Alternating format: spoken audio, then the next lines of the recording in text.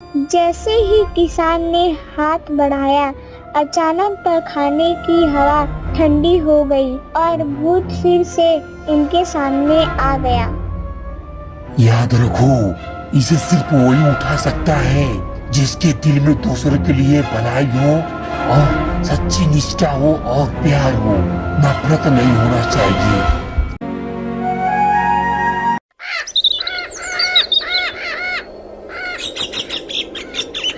बरसात की रात थी। आसमान में काले बादल छाए हुए थे और दूर कहीं बिजली चमक रही थी। हवा में ठंडी थी और बूंदें टपक टपक कर पुराने खंडर की टूटी छतों से अंदर आ रही थी। यह जगह गांव से दूर थी और लोग कहते थे कि यहाँ एक हीरा छिपा है, इतना बड़ा और चमकदार कि उसकी चमक से अंधेरी रात भी दिन बन जाए। गांव में इस हीरे की कहानी कई पीढ़ियों से सुनाई जाती थी, लेकिन कोई भी उसे ढूंढ नहीं पाया। वजह थी खंडर का भूत। कहते हैं वह हीरे का रक्षक है और कोई भी लालची उसे पा नहीं सकता। इसी रात एक चिड़िया, एक सारस और एक किसान ने तय किया कि वे उस हीरे को ढूंढेंगे। अरे काका, आज तो मजा आ जाएगा। हीरा मिलेगा तो मैं अपने लिए सोने का घोंसला बना लूंगी। चिड़िया, हीरा सिर्फ सजावट के लिए नहीं होता और ये आसान भी नहीं होगा।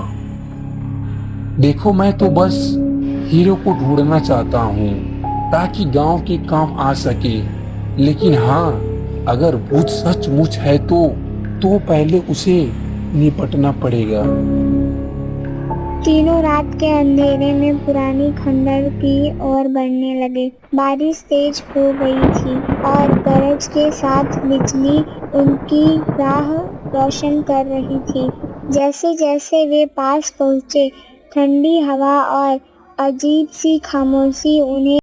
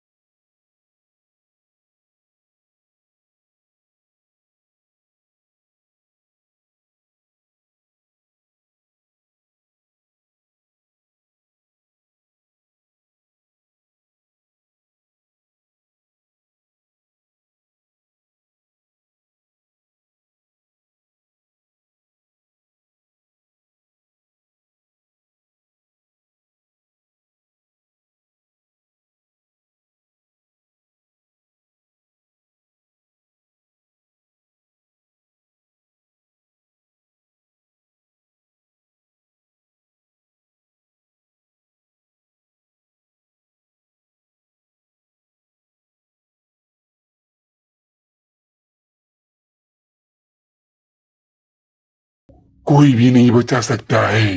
तीनों नीचे उतरने लगे। तहखाना अंधेरे और नमी से भरा था। दीवारों पर अजीब सी नक्काशियां बनी थी, जैसे किसी ने लड़ाई, खजाने और शाप की कहानियां पत्थरों पर उकेरी हो। अचानक दूर एक हल्की सी चमक दिखी। देखो देखो, वो रहा हीरा। वह हीरा सच में वैसा ही था जैसा कहानियों में सुना था, मुट्ठी से बड़ा, पारदर्शी और अपनी ही रोशनी में चमकता हुआ। वाह, इसकी चमक तो जैसे दिल को खींच रही है। देखने में तो वह बहुत सुंदर लग रहा है। अगर ये मुझे मिल जाए तो संसार के सभी गरीबों की मैं मदद कर सकूंगा और किसी को खाली पेट सोना नहीं पड़ेगा। जैसे ही किसान ने हाथ बढ़ाया,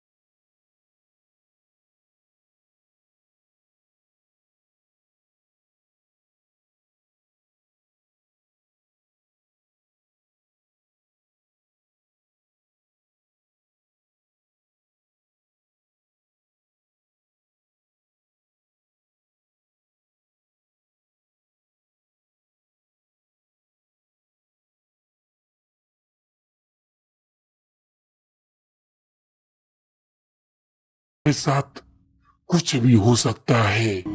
चलो, अब मेरा श्राप खत्म हुआ और मैं अब जा रहा हूँ। हीरा अचानक हल्का हो गया और किसान ने उसे उठा लिया। जैसे ही उसने उसे हाथ में लिया, पूरा तहखाना सुनहरी रोशनी से भर गया। बारिश की आवाज अब मधुर लग रही थी और ऊपर से बादलों के बीच से चांद झांकने लगा। चिड़िया खुशी से पंख फैलाकर उड़ने लगी। सारस ने शांत होकर आसमान की तरफ देखने लगा और किसान के चेहरे पर सुकून था। चलो, इसे गांव लेकर चलते हैं। अब कोई भूखा नहीं सोएगा और अब हर घर में खुशहाली आएगी। और हाँ, अब सब साधारण जीवन जिएंगे, कोई गरीबी में नहीं जिएगा। सब अच्छे से जिएंगे, अच्छे से रहेंगे। वे खंडर से बाहर निकले। हीरे की रोशनी जैसे उनके रास्ते को हमेशा के लिए रोशन कर रही थी और दूर हवा में किसी